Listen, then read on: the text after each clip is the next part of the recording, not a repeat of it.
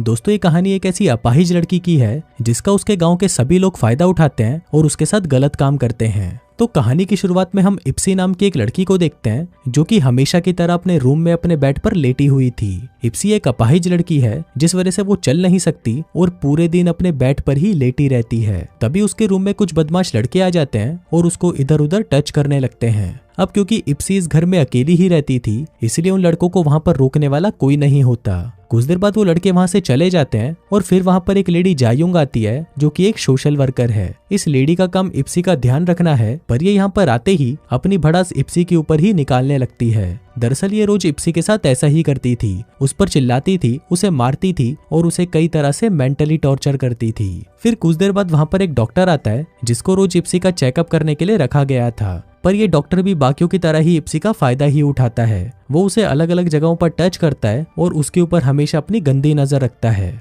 पर इप्सी बेचारी बेसहारा थी इसलिए वो चुपचाप ये सब सहती रहती है। दूसरी तरफ जो सोशल वर्कर है वो एक मॉडल बनना चाहती थी और वो डॉक्टर उस सोशल वर्कर को बड़े बड़े झूठे सपने दिखाकर रोज उसके साथ वहां पर इंटीमेट होता था। वहीं इप्सी भी ये सब होते हुए देख रही होती है पर वो कुछ नहीं कर पाती। फिर कुछ देर बाद वहां पर मिस्टर सिन आते हैं जो कि एक लोकल चर्च के ऑफिसर हैं और इप्सी की पूरी जिम्मेदारी इन्हें ही दी गई है, जिस वजह से ये रोज यहाँ पर आकर इप्सी को चेक करते हैं। अब इन सब लोगों के साथ इप्सी अपनी जिंदगी को काट रही होती है, लेकिन एक दिन अचानक एक आदमी इप्सी के घर में आ जाता है। ये आदमी बोल नहीं सकता पर ये इप्सी का ख्याल रखने लगता है। ये उसे खाना खिलाता है, नहलाता धुलाता है और उसकी देखभाल करता है। अब ऐसे ही कुछ दिन ये सब चलता रहता है और फिर कुछ दिनों बाद जब वो डॉक्टर और सोशल वर्कर इप्सी से मिलने उसके घर पर आते हैं तो उन्हें पता चलता है कि ये आदमी इप्सी का अंकल है। ये आदमी बचपन में ही अपना घर छोड़कर चला गया था जब इप्सी बहुत छोटी थी। फिर जब कुछ सालों बाद ये वापस आया तो इप्सी के फादर और उसके दादा की मौत हो चुकी थी और अब कुछ दिनों पहले ही इसको एक गंभीर बीमारी हो गई जिस वजह से इसको जेल से रिहा कर दिया गया।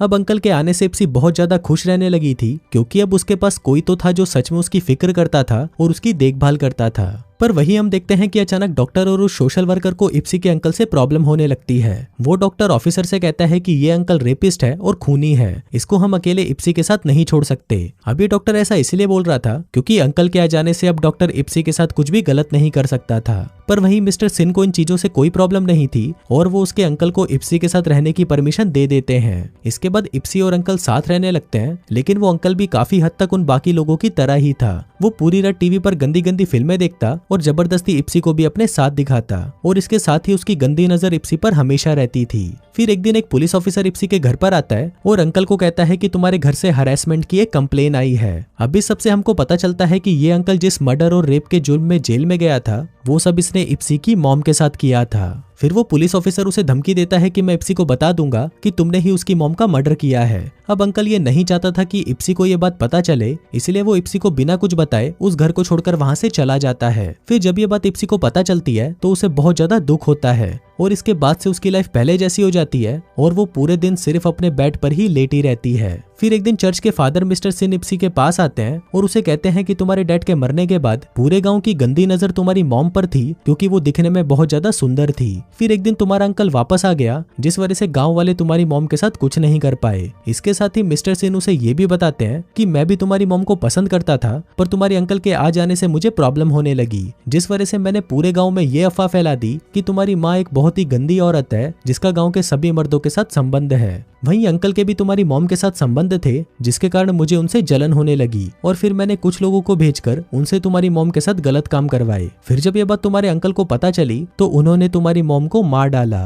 अंकल ने एक मफलर से इप्सी की मॉम का गला घोटकर उनको मार डाला था और वो मफलर आज भी वो अपने गले में पहनकर घूमता है। अब मिस्टर सिन पहले इप्सी की मॉम को पसंद करता था पर अब वो इप्सी को पसंद करता है और उसके साथ इंटीमेट होना चाहता है। उसका ये प्लान काफी दिनों से चल रहा था पर उसके अंकल के आ जाने से उसके सारे प्लान पर पानी फिर गया, जिस वजह से उसने उस दिन उस पुलिस ऑफिसर को भेजकर अंकल को यहाँ से भगा दिया। अब मिस्टर सिन अपने कपड़े उतारने लगता है क्योंकि वो इप्सी के साथ इंटीमेट होना चाहता था, लेकिन तभी वहां पर अंकल आ जाता है जो कि उसके घर के पास में ही घूम रहा था और उसने सब कुछ सुन लिया था। फिर ये दोनों यहाँ पर लड़ने लग जाते हैं और लड़ते लड़ते अंकल मिस्टर सिन को मार डालता है। फिर उसी रात इप्सी को एक सपना आता है जिसमें उसने एक मक्खी को खा लिया था जो कि उसके मुंह पर उड़कर उसे परेशान कर रही थी। फिर अगली सुबह हम देखते हैं कि इप्सी थोड़ी बदली हुई लगती है और फिर वो अंकल के साथ मिलकर एक प्लान बनाती है जिसमें जिन भी लोगों ने उसका फायदा उठाया वो दोनों मिलकर उन सभी को मार डालेंगे। फिर कुछ देर बाद जब वो सोशल वर्कर इप्सी को चेक करने आती है तो ये दोनों मिलकर उसको पकड़ लेते हैं। फिर थोड़ी देर बाद वो हरामी डॉक्टर भी वहाँ पर आ जाता है और वो देखता है कि इप्सी उसके सामने बिना कपड़ों के लेटी हुई होती है। अब ये देखकर वो डॉक्टर बहुत ज्यादा एक्साइटेड हो जाता है क्योंकि उसे इप्सी का फायदा उठाने का इतना अच्छा मौका जो मिल गया था। लेकिन तभी वहाँ पर अंकल आ जाता है और फिर इप्सी और अंकल मिलकर उस सोशल वर्कर और डॉक्टर को बांध देते हैं। फिर ये दोनों उस वर्कर को कहते हैं कि तुम्हारे पास दो ही ऑप्शन है, या तो खुद मर जा या फिर इस डॉक्टर को मार दे। अब उस वर्कर को अपनी जान की ज्यादा परवाह थी इसलिए वो उस डॉक्टर को मार डालती है। फिर कुछ देर बाद रात हो जाती है और रात को वही बदतमीज लड़के इप्सी का फायदा उठाने के लिए वापस उसके घर में घुस जाते हैं। पर फिर वो जैसे ही इप्सी के पास जाने लगते हैं तभी अंकल वहां पर आ जाता है और सभी को पीट पीट कर मार डालता है। फिर कुछ देर बाद वो पुलिस इंस्पेक्टर भी मिस्टर सिन को ढूंढता हुआ उनके घर पर आ जाता है, पर जैसे ही वो वहां पर अंकल को देखता है तो वो बहुत ज्यादा गुस्सा हो जाता है। वो सोचता है कि मैंने तो उसको भगा दिया था, ये वापस कैसे आ गया। अब यहाँ पर हम व्यूवर्स को ये भी पता चलता है कि इप्सी जब बहुत छोटी थी तो ये पुलिस इंस्पेक्टर भी उसका फायदा उठाया करता था। अब अंकल उसे भी मारने लगता है लेकिन तभी पुलिस इंस्पेक्टर की गन से गोली चलती है और वो गोली सीधा जाकर उस वर्कर को लग जाती है। इसके बाद पुलिस इंस्पेक्टर और अंकल भी आपस में लड़ते हुए मारे जाते हैं। अब इप्सी पूरे घर में अकेली बच गई थी और फिर वो अपनी बॉडी को घसीट घसीट कर घर से बाहर निकालती है और खुली हवा में आकर सांस लेती है।